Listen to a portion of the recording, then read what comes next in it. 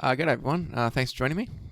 My name's Nichols, and today we're going to be talking about the idea of how do you make good long-term decisions, and the intuition people often have.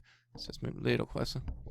The intuition people often have is that we're making good decisions, and that's the whole point of it. And we're kind of making a decision well, and that's where the focus should be.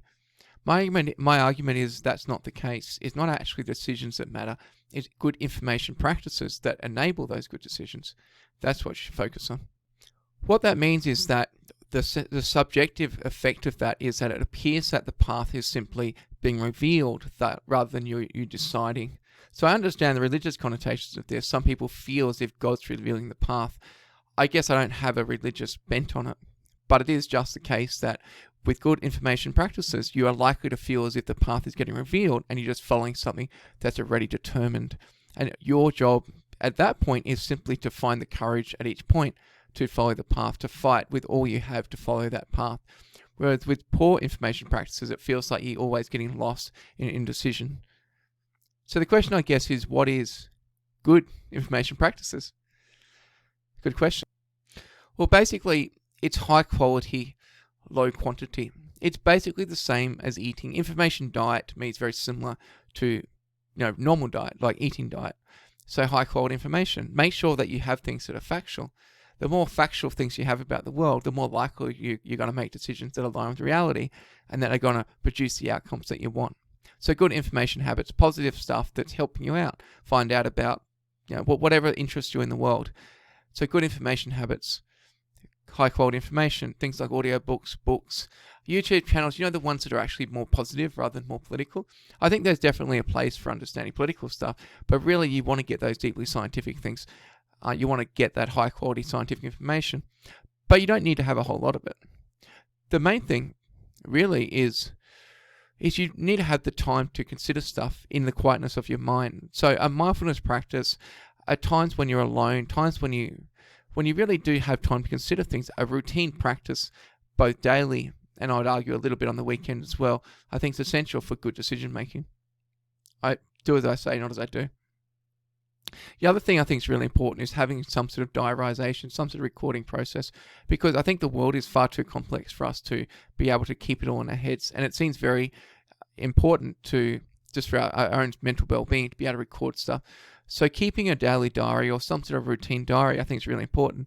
And then also having, and I guess the other reason is then you can look back on what you thought at those points in the diary. But also I think having a specific document where you write down the things that are related to either your principles or your long-term goals. So you can kind of go back to them and go, oh, okay, these are the things that are important to me.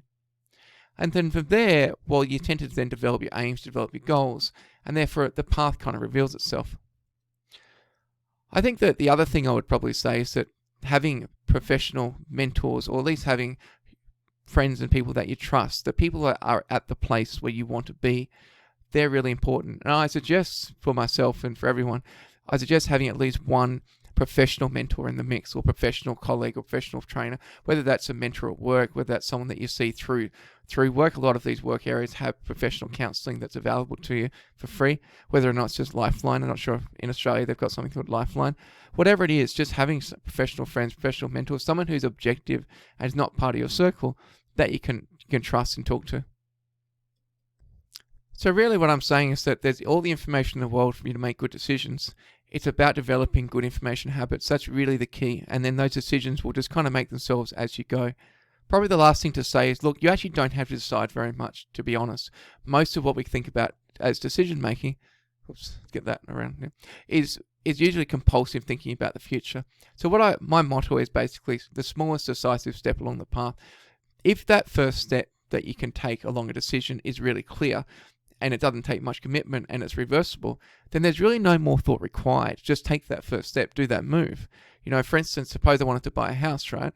But I wasn't sure where I wanted to buy it. Well, then I could worry incessantly about that, or I could just rent for 6 months or a year in the place I want to live and then see what happens. See, and it would make more sense to go down the path of that first initial step rather than spending 6 months worrying about exactly where to buy a house. So that's the kind of thing I'm thinking of. Or if you're thinking, oh, maybe I want to get another job. Well, spend that time just looking around and really visualizing what that next job would look like and developing your skills and updating your resume. And once you've done all the work in that initial step, then start giving it a bit more considered thought. But generally, that will tend to have that cycle of movement with a lot less thought, rather than just overthinking things before acting. All right. Well, thanks for listening, and hope you enjoyed that. And I'll see you in the next one. Peace.